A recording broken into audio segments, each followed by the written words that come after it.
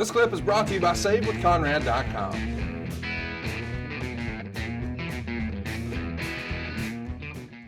When did you realize, hey, shit, my contract expires on the 16th and I'm on a pay-per-view on the 17th and I've got the strap? When did you realize that? When the pay-per-view, the Unforgiven, because, you know, and I'm sure we switched titles in that day on Raws and maybe SmackDowns, but pay-per-views were the payoffs. Yeah. And a lot of times the big four were the payoffs.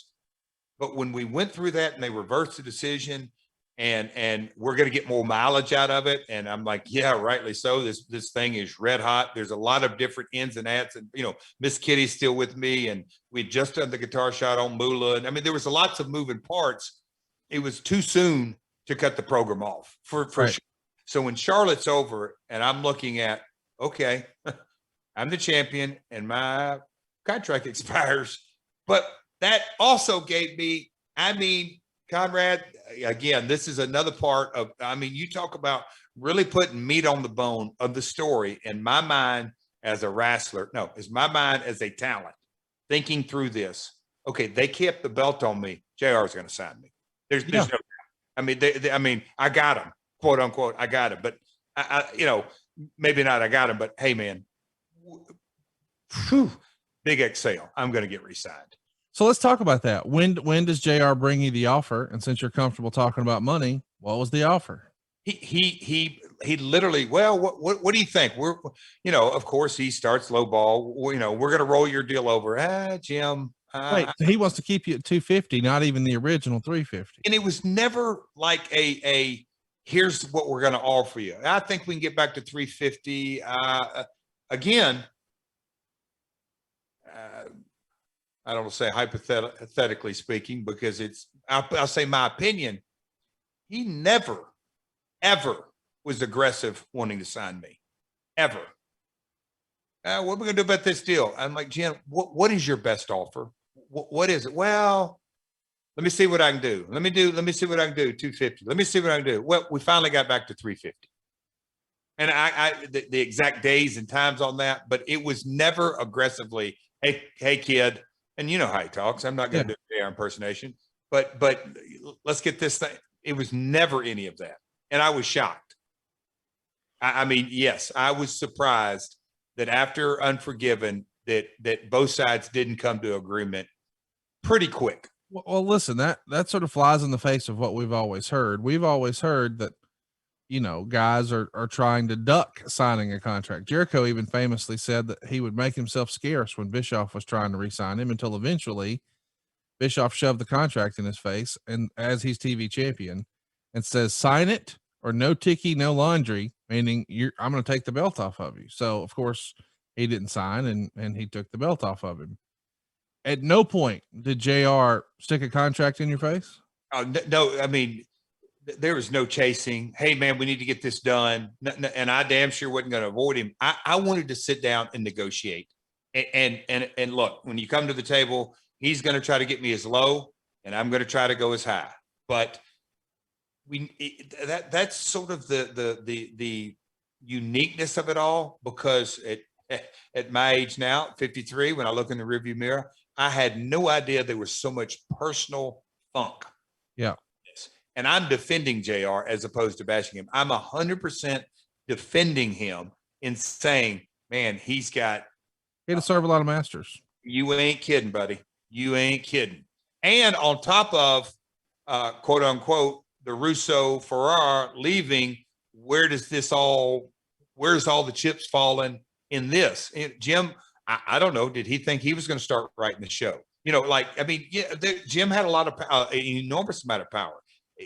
Quite candidly, he's written TV. He's a creative mind, gets storytelling, knows how to put it together. I would have to say he would have been right up there, one of the front runners, just thinking about it. I know it's not good to have talent relations and creative, but who was going to take Russo's place? Right. It wound up being Chris Kresge. Did you spend any time with him at all? So your head writer pal is gone. You've got a new head writer in you don't really know. You haven't re-signed a contract. They act like they're not giving you a raise, even though you're doing record business and you're about to put over a woman on pay-per-view in a good housekeeping match. And I would say arguably, certainly a top 5 babyface at the time of the company, China. Oh, for sure. Higher than that. Maybe higher. I mean, a really big box office attraction. So let's circle back to your dad for a minute. It's been said over the years that, and I think both Bruce and Jim have said that they had a verbal agreement about your contract from your dad. Was your dad involved in negotiating on your behalf at all at this point in 99? I'm going to put my promoter cap on. I can't wait to do a live event with JR. And they had, so who's they? Did my father have a conversation with JR? I believe from memory, Bruce said once upon a time that when he was helping write TV in this era, Vince looked at what was proposed and said, well, goddamn, where's Jeff Jarrett? And Bruce supposedly, and this makes sense if you know Bruce, couldn't wait to say, well, we don't know if he's signed. He hasn't signed. We don't know if we have him. And I can't help but wonder, did Bruce do that almost tongue in cheek? Like, let me see if I can fade the heat to JR right here. Cause that's throwing JR under the bus.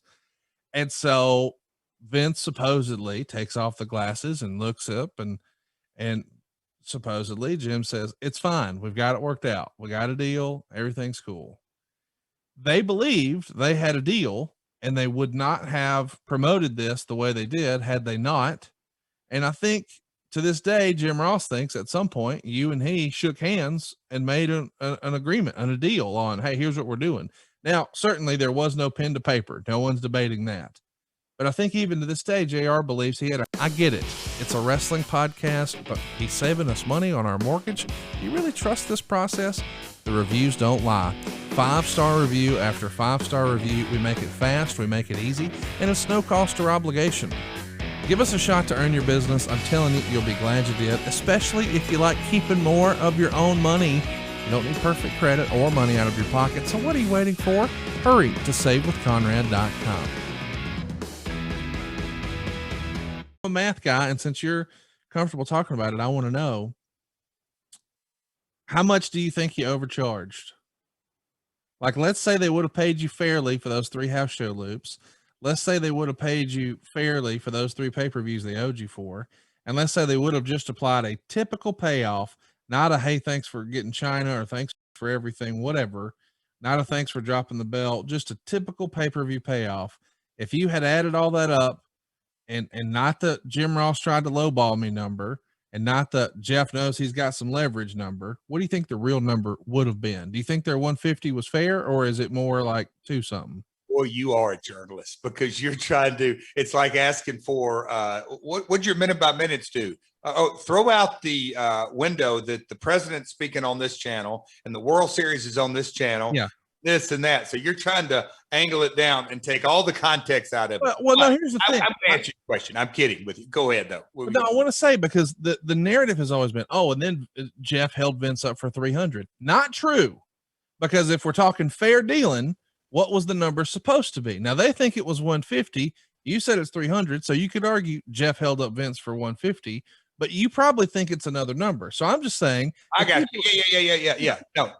And if you're just talking about that run of payoffs. Yeah, just the spread. What do you think you asked for some extra cheese on your Whopper, as JR likes to say. Yeah. How much extra cheese do you think you asked for? I really, so the house show runs, we'll say 250, 225, 250-ish would have been.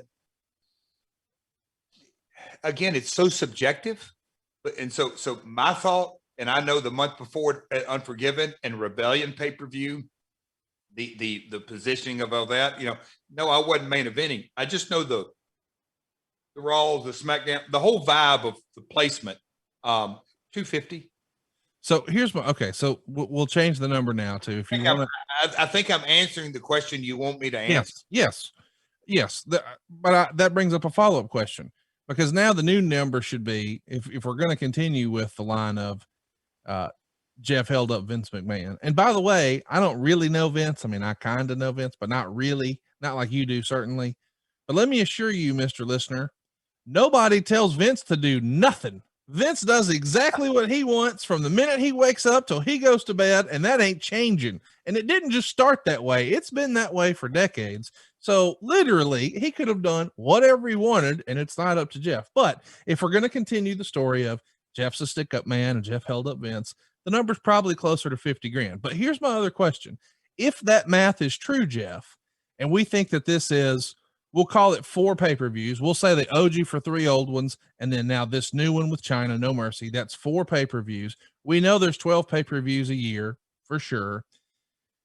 If that's what the number is with house show loops and all that, 250. Well, my country math says you're going to do that 3 times, maybe 4 times. So your number with the WWF should have been 750 to $1 million. Why in the world would you go sign a $400,000 deal with WCW? I knew my ceiling. I'm making sure I'm following your question. I was still held back on. Here's where I'm at. I'm saying if there's 4 pay-per-views that we're getting paid for here, right?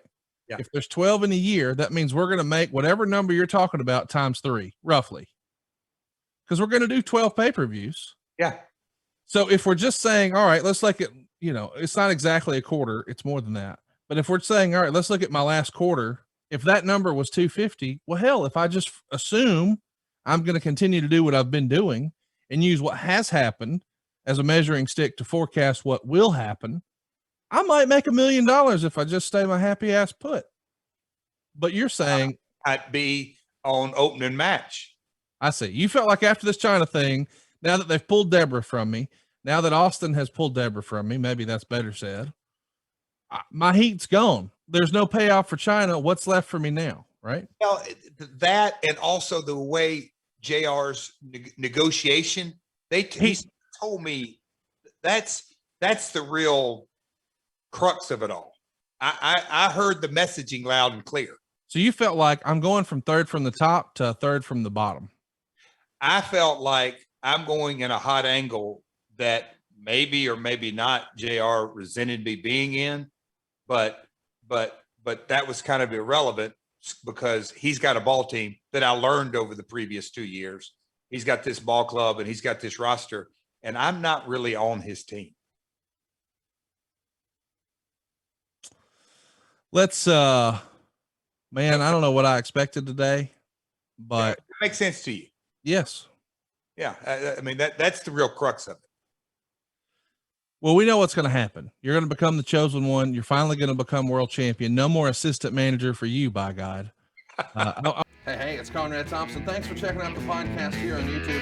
Be sure to hit the subscribe button and the notifications bell so you get a notice anytime we upload some new content. And go save yourself some money right now. If you're in a 30-year loan or you have credit card debt, it's not a matter of if I can save you money. It's a matter of how much. Find out right now for free at SaveWithConrad.com.